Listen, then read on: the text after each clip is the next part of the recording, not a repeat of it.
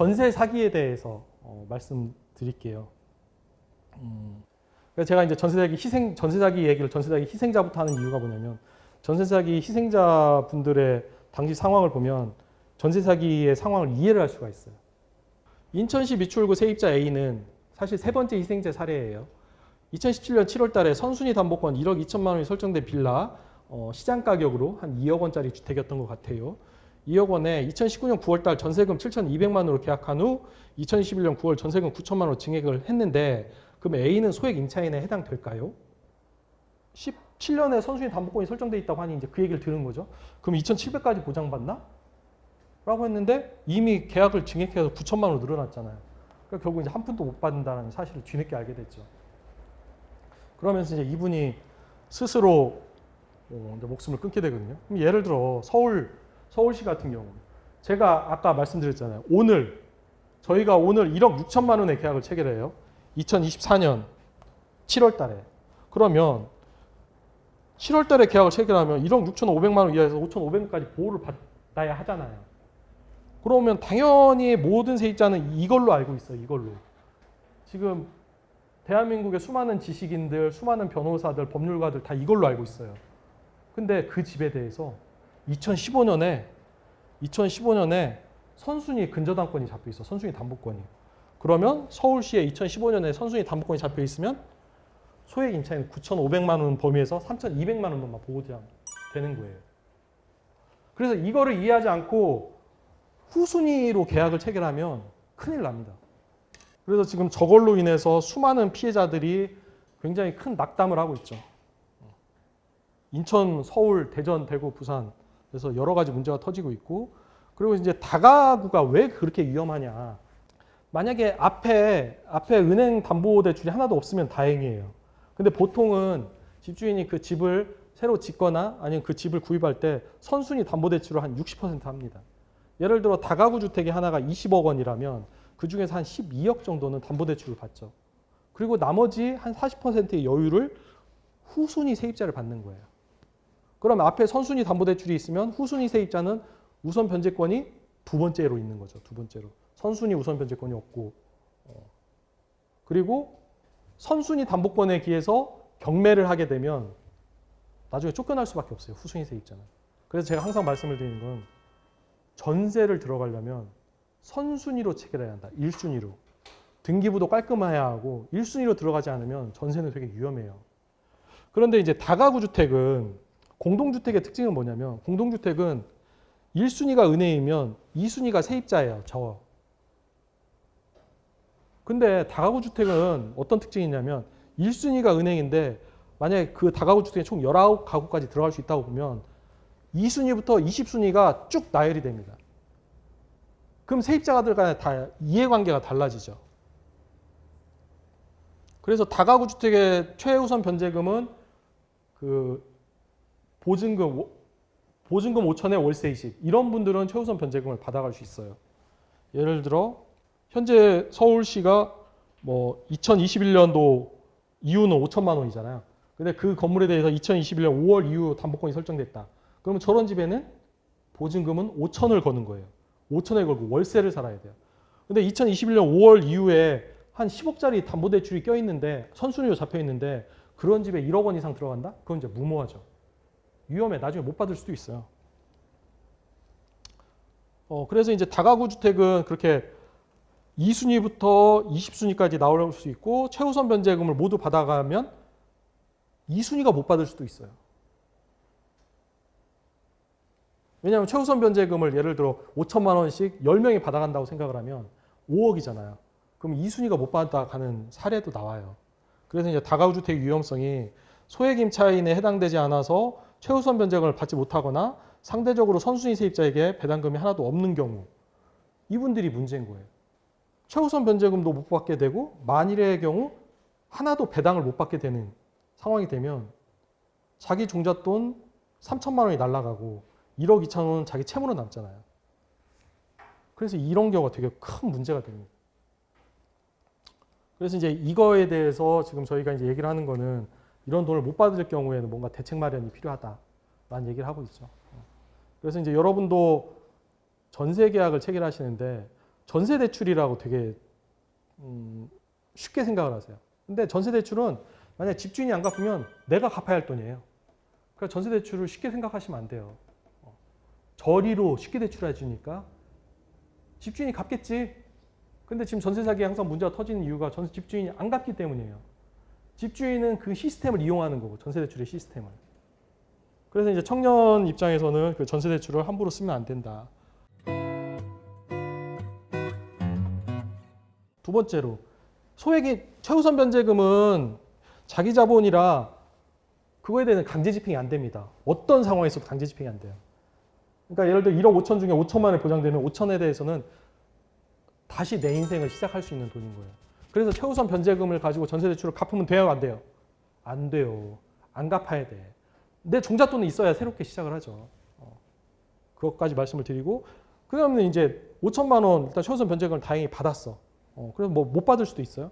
근데 중요한 건 1억 5천 중에 80% 대출 받았다고 하면 1억 2천 대출이 남잖아요. 그럼 그 전세 대출 채무는 어떻게 해야 돼요? 회생할 수도 있지. 아니면 본인이 갚을 수도 있고, 아니면 현재 전세사기 특별법에 따르면 저 맨 밑에 보시면 20년 원금 무이자 분할 상환하게 돼 있습니다. 그럼 1억 2천을 20년간 무이자 분할 상환하면 1년에 600만 원씩 갚는 거죠. 그럼 월 50만 원씩 갚게 되는 거예요. 이제 그런 세 가지 방법이 있습니다. 본인이 다 갚거나, 아니면 20년간 무이자로 원금 분할 상환하거나, 아니면 채무 재조정을 하거나. 근데 이것도 이제 저희가 법원에 계속 이슈 제기를 했더니 법원에서 전세 사기 피해자들은 범죄의 피해자니까 보통은 이제 대출 채무의 한 3분의 2를 갚아야 채무 면책을 시켜주거든요. 한 3년 동안. 근데 이제 전세 사기 피해자들은 2년 동안 한 3분의 1만 갚으면 면책을 시켜주는 제도는 지금 보완되어 있습니다. 그렇게 지금 전세 대출 채무가 있다는 것이고, 그래서 만약에 전세 대출 채무에 문제가 생기면 저렇게 해결하면 좋다. 그리고 주변에 혹시 전세 사기가 당했다라고 하면 그분을 보듬어 줘야 한다. 그래서 크게 이제 전세 사기에서 크게 이슈가 되었던 게 최우선 변제금, 자기 자본, 그다음에 이제 타인 자본의 문제, 전세 대출의 문제, 크게 두 가지 말씀드렸고요. 전세 사기 유형에 대해서 간단하게 말씀을 드리도록 할게요. 첫 번째 이제 미추홀구 후순위 전세 사기 어떻게 이루어졌는지 보겠습니다.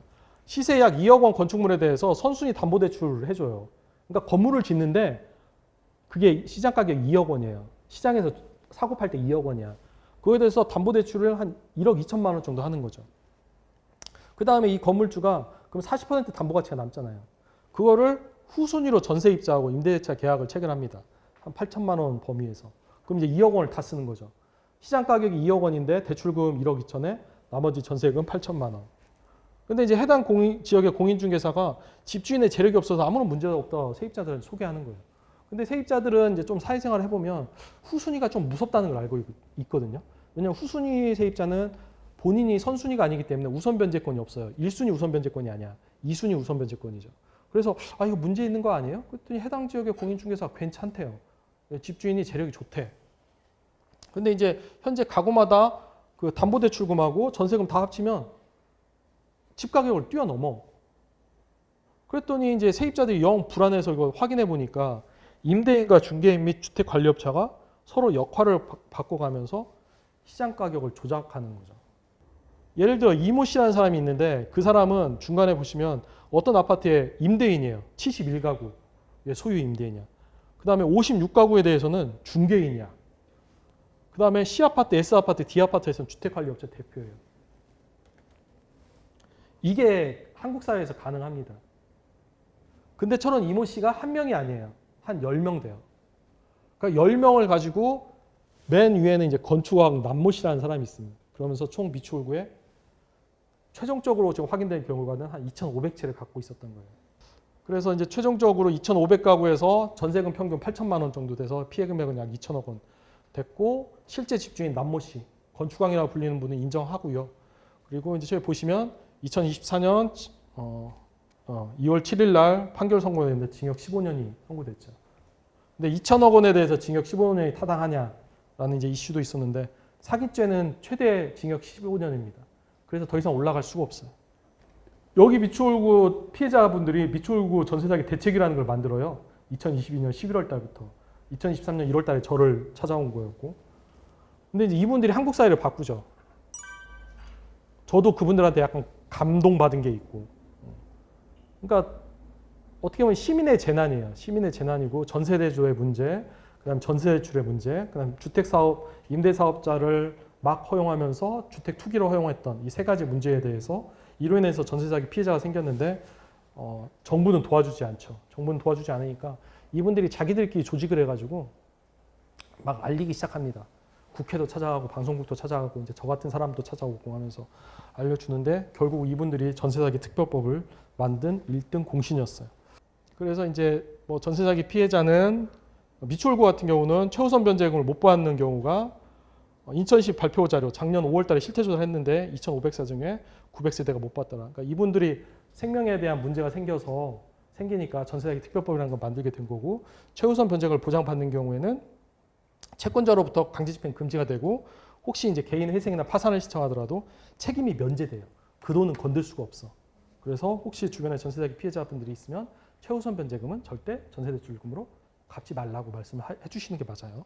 누구도 건들 수 없습니다. 최우선 변제금은. 네, 두 번째 빌라왕. 빌라왕은 이제 작년 서울 강서구에서부터 굉장히 유명해졌죠. 2022년 6월 달에 제가 처음으로 상담을 했는데 갑자기 빌라왕이라는 거예요. 강서구 빌라왕. 뭔가 했어요. 그게 2017년 4월부터 2022년 1월까지 피해자 355명에 대해서 795억 원. 이 정도 되면 평균 전세금 한 2억 2천 정도 되는 거예요. 이건 주로 서울에서 이루어집니다. 중저가 신축 빌라의 부장 대행업체가 공모해서 건축주에게 지급할 금액에 리베이트를 더해 전세금을 결정한다. 이게 도대체 무슨 얘기지? 그것도 피해 세입자하고 전세 계약을 체결한대요. 근데 이걸 이른바 무자본 갭투기라고 한답니다. 그리고 이제 그 주택의 명의를 딸한테 맡기면서 부동산 실명법이라는 건 부동산은 원래 본 소유자 명의로 하도록 돼 있거든요. 그래서 부동산 실명법 위반으로 기소가 되고 피해 현황은 1차 피해자 85명에 대해서 183억 원, 모친 어머니 김 씨가 징역 10년 선고되고 올 6월 달에 270명에 대해서 610여 원에 대해서 징역 15년이 선고가 됩니다. 근데 결국은 이게 합쳐져요. 항소심에서 병합되면서 결국은 징역 15년이 됩니다. 원래 10년 플러스 15년, 25년을 살아야 하는데 합쳐지면 결국 징역 15년이 됩니다. 건축주는 빌라를 지어서 분양을 해야 돈이 들어올 거 아니에요. 근데 분양이 안 되니까 분양 대행업체가 머리를 쓰기 시작하죠. 아, 이게 2억 원인데 전세 수요가 많아. 그러면 이거를 차라리 전세금을 높게 받자. 그래서 2억 2천에서 2억 4천을 받은 후 전세 계약을 체결한 다음에 2억 원을 건축주에게 분양대금을 지급해요. 그러면 건축주는 분양대금 받았으니까 아웃, 나가는 거죠. 나는 끝. 이 건물에 대해서 나는 이제 분양대금 받았으니까 끝이야. 그럼 소유자가 필요하잖아요. 소유자, 바지 임대인. 그러니까 공인중개사, 분양대행업자가 2천과 4천을 나눠 먹는 구조가 되는 거죠. 근데 2년이 지나서 집값 떨어지면 이 바지 임대인은 전세금을 돌려줄 수 있어요, 없어요? 없어요. 왜냐하면 받은 돈이 없어. 예를 들어 2천에서 4천에서 남은 돈이 받았다고 하면 보통 100에서 500까지 받았다고 하거든요. 근데 그 돈을 가지고 2억 2천을 돌려줄 수 없잖아요. 근데 이제 세입자 입장에서는 80% 대출받으면 경매 결차에서 80% 회수하더라도 세입자의 자기 자본은 하나도 없어지는 이제 그런 상황이 되는 거고. 그 밖에 이제 이런 그냥 바지 임대인 집 같은 경우는 이제 대한민국에서는 종합부동산세라는 게 있어서 종합부동산세를 매깁니다. 그래서 이제 종합부동산세가 부과되면서 좀 경매 절차를 진행을 못하게 되는 그건 약간 복잡해서 좀 생략을 하도록 하겠습니다. 그런 상황이 있었는데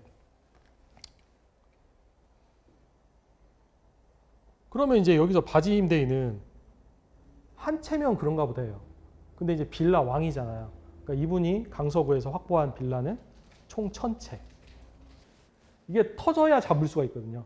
터지기 전까지는 잡을 방법이 없어요. 그래서 전세 계약 체결할 때는 되게 조심하셔야 한다.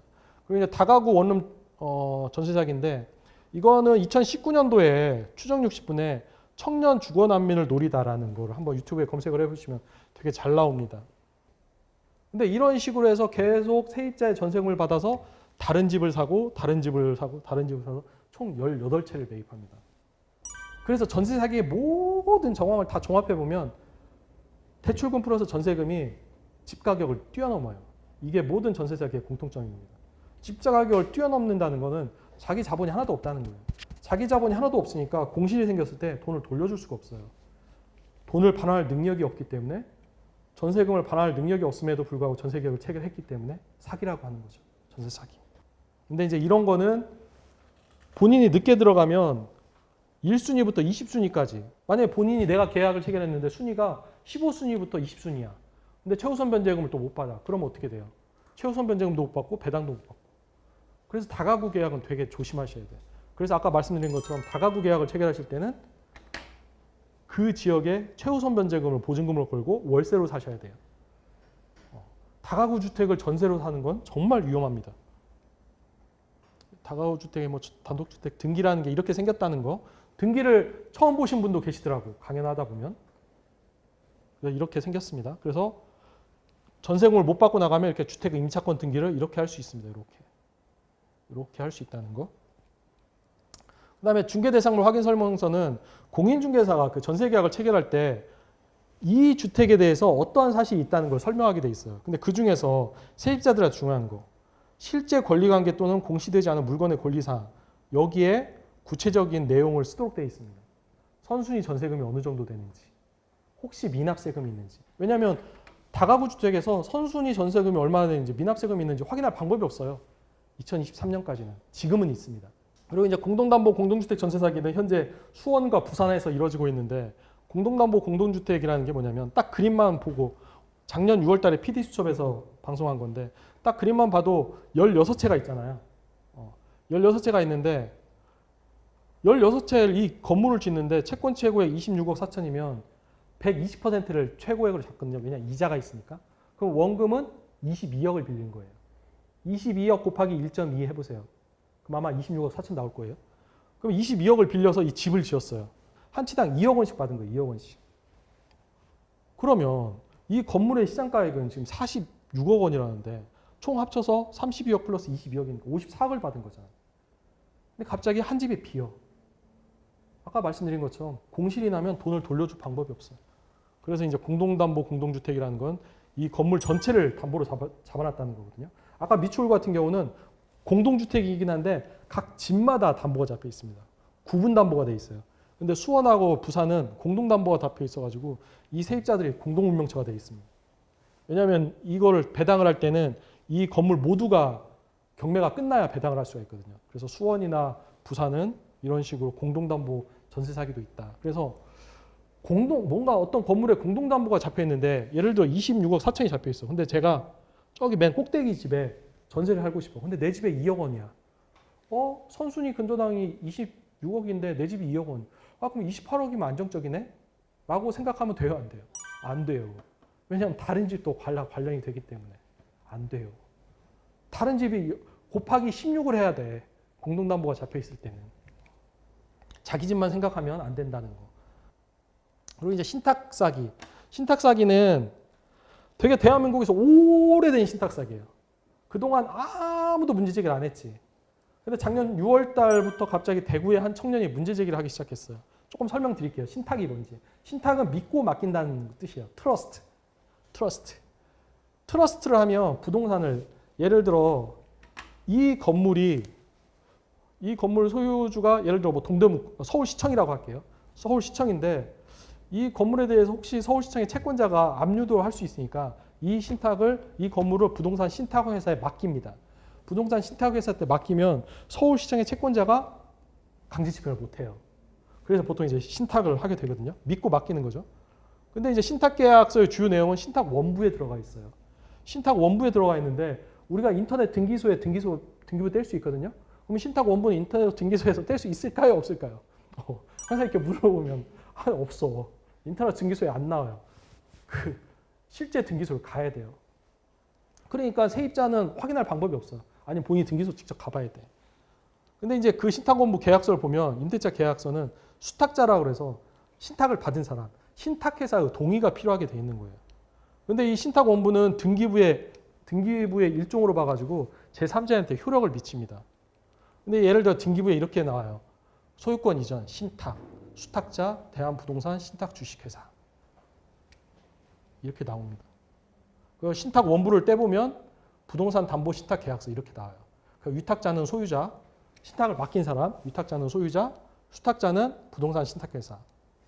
부채의 이행을 보장하기 위해서, 채무의 이행을 보장하기 위해 수탁자가, 신탁회사가 신탁 부동산을 보전 관리하고 혹시라도 돈을 못 갚으면 뭐 환가 정산하는데 이런 목적이 있다고 하는데, 구체적인 내용을 보면 제10조의 임대차 계약과 관련해서 수탁자의 사전 승낙을 조건으로 그 기존 소유자 명의로 체결하되 임차 보증금은 수탁자에게 입금해야 한다. 이런 내용이 나옵니다. 수탁자에게 입금해야 한다 내용은 뭐냐면 전세금은 신탁회사가 받는다라는 뜻이에요. 근데 이제 기존 소유자가 이렇게 신탁을 했음에도 불구하고 본인이 직접 계약을 체결해요. 여기 원래 소유자가 소유권을 신탁회사에 넣겼음에도 불구하고 신탁회사로부터 수익권 증서를 받아서 금융기관으로부터 한 24억 대출을 받아요. 근데 이 건물이 한 40억짜리라고 가정을 해요. 24억 대출을 받는데 또 이 기존 소유자가 신탁을 했음에도 불구하고 한 이제 구분 소유자는 16호로 나눠져 있거든요.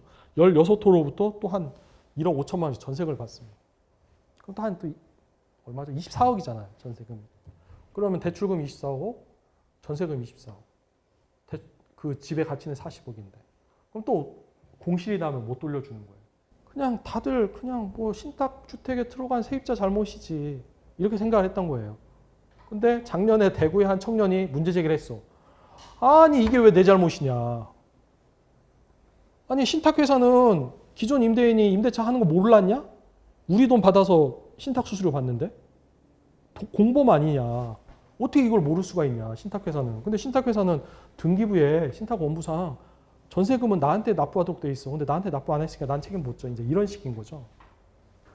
근데 이제 그 청년 세입자가 문제 제기를 했고 사회적으로 문제 제기를 했죠. 그러면서 이 지금 전세사기 특별법에 이 신탁 사기도 구제를 해야 한다라는 이제 사회적 합의가 돼 있고 지금 전세사기 특별법에는 안 들어가 있는데 전세사기 특별법 개정안에 들어갈 예정입니다. 근데 중요한 건 개정안에 들어갔다고 해서 신탁 주택의 전세 계약을 체결하면 돼요, 안 돼요? 안 돼요. 신탁 계약은 신탁회사가 주인이라고 생각하면 돼요. 그래서 신탁 딱 등기부를 봤는데 신탁이라고 써 있어. 그러면 거기에 들어가면 안 돼요. 거기는 월세 내고 들어가야 돼. 월세. 그래서 신탁도 조심해야 하고 이중 임대 계약은 이제 주택 임대 관리 업체라는 사람들이 있습니다. 그러면서 집주인에게는 매월 보증금 500만 원에 월세 60만 원씩 줄 테니까 나한테 이 주택 관리를 맡겨라. 그래놓고 세입자한테는 보증금 3,700만 원 내면 너 월세 부담이 있으니 40만 원만 받을게 그래. 양쪽에 서로 다른 얘기를 하는 거죠. 이런 계약을 체결하는 경우가 있어요. 근데 이제 이 사안에서는 결국은 주택임대관리업체가 이 전세금을 보증금을 받아서 다른 데 투자해다 망해. 그러면 보증금 못 돌려줄 거 아니에요. 그럼 세입자가 집주인한테 이 돈 돌려달라고 하죠. 그럼 집주인은 나는 500만 원밖에 받은 게 없는데. 이런 이중계약이 있습니다. 근데 결국 이 사안에서는 집주인이 책임을 졌어요. 왜냐하면 집주인이 임대관리업체한테 인감증명서를 첨부한 건물관리 유임계약서를 체결하거든요. 그래서 아무튼 이런 사안도 있다라는 거 참고해 주시면 좋겠습니다. 저희가 이제 상담을 하다 보면 전세 조건을 전세 대출이 가능하다. 그러면 전세 계약과 동시에 소유자가 변경될 수도 있다. 경우에 따라서는 전세 대출금 이자 중 일부를 지급해 줄 수도 있다라는 얘기를 해요. 왜 일부를 왜 지원해 주느냐는 거죠. 뭘 지원해 줘 갑자기. 전세 계약은 내가 집을 빌리는 대신 전세금을 주는데 뭘 지원해 줘. 지원해 주는 거는 뭔가 꿍꿍이가 있는 거예요. 그래서 이거 절대 좋아하면 안 돼요. 이자 지원에는 절대 좋아하면 안 된다.